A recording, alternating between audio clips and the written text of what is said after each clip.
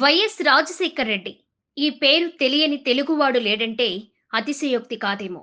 ఎందుకంటే కేవలం 5 సంవత్సరాల 3 నెలలే పరిపాలించిన పేదవాడి గుండెల్లో చెరగని ముద్ర వేసుకున్న గొప్ప నాయకుడు. ఆరోగ్యశ్రీ, ఫీజ్ రీయింబర్స్‌మెంట్, ఉచిత విద్యుత్ ఇలా చెప్పుకుంటూ పోతే ఆయన తెచ్చిన పథకాలు దేశానికి రోల్ మోడల్. ఇప్పుడు అదే వైఎస్ఆర్ 75వ జయంతి రాష్ట్రంలో హాట్ టాపిక్‌గా మారింది. వైఎస్ రాజశేఖర రెడ్డి జయంతిని వైసీపీ ప్రభుత్వం అధికారంలో ఉండగా ఘనంగా నిర్వహించింది. అయితే ఇప్పుడు పరిస్థితి మారింది.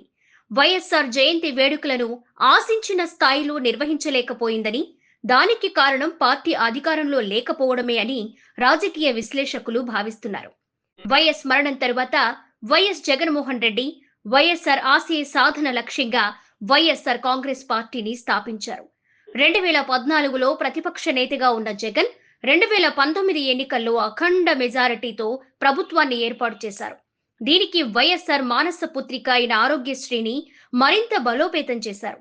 ఇందులో భాగంగానే ఎన్టీఆర్ హెల్త్ యూనివర్సిటీకి వైఎస్ఆర్ హెల్త్ యూనివర్సిటీగా పేరు మార్చారు. అంతేకాదు వైఎస్ రాజశేఖర్ రెడ్డి జయంతి రోజున రైతు దినోత్సవంగా జరిపారు. వైఎస్ జయంతి వేడుకను ఘనంగా ఏర్పాటు చేసి రాష్ట్రంలో ఉన్న కవులకు, కళాకారులకు, వివిధ రంగాల్లో ప్రజలకు సేవలందించిన వారికి YSR life time achievement awards ఇచ్చి ఘనంగా సత్కరించారు.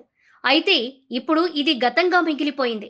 2024 ఎన్నికల్లో పార్టీ ఘోర పరాజయాన్ని చవిచూసింది. పార్టీ అధికారంలో ఉండగా వైఎస్ జయంతి రోజున అమరావతిలో ఏ రోడ్డు వైపు చూసినా, ఏ హోర్డింగ్స్ చూసినా వైసీపీ ఫ్లెక్సీలతో వైసీపీ నేతలు హడావిడి చేశారు. కానీ ఇప్పుడు పార్టీ అధికారంలో లేకపోవడంతో అమరావతిలో కంటి చూపు మేర చూసినా ఎక్కడా కూడా వైసీపీ ఫ్లెక్సీలే కనిపించడం లేదు. వైఎస్ 75వ జయంతి రోజున ఎప్పటిలాగానే మాజీ సీఎం జగన్ వైఎస్ఆర్ ఘాటుకి వెళ్లి నివాళి అర్పించారు. వైసీపీ కేంద్ర కార్యాలయంలో కూడా ఆశించిన స్థాయిలో జయంతి వేడుకలు జరగలేదు. దీంతో వైసీపీ క్యాడర్ ఒకంత డీలా పడింది. ఇదిలా ఉండగా మరోవైపు వైఎస్ కుమార్తె AP PCC chief YS Sharmila తన తండ్రి వైఎస్ రాజశేఖర్ రెడ్డి 75వ జయంతి వేడుకలను మంగళగిరి వేదికగా కాంగ్రెస్ ఆధ్వర్యంలో ఘనంగా నిర్వహించింది. ఈ కార్యక్రమంలో Telangana CM Revanth Reddy, deputy CM Bhatti విక్రమార్కతో సహా కాంగ్రెస్ శ్రేణులంతా పాల్గొని జయంతి వేడుకలను విజయవంతం చేశారు. దీంతో వైఎస్ జయంతి వారసత్వ రాజకీయాలకు వేదికగా మారింది. వైఎస్ జగన్, వైఎస్ షర్మిలకి మధ్య గత కొన్నేళ్లుగా పొసగడం లేదనే విషయం అందరికీ తెలిసిందే. ఈ పరిణామాన్ని ఆసరాగా తీసుకుని కాంగ్రెస్ అధిష్టానం షర్మిలని ఏపీ పీసీసీ చీఫ్ గా నియమించింది. ఈ సందర్భంగా ఏపీలో కాంగ్రెస్ ని బలోపేతం చేసేందుకు అటు తెలంగాణ కాంగ్రెస్ నేతలు కూడా గట్టిగానే ప్రయత్నం చేస్తున్నారు.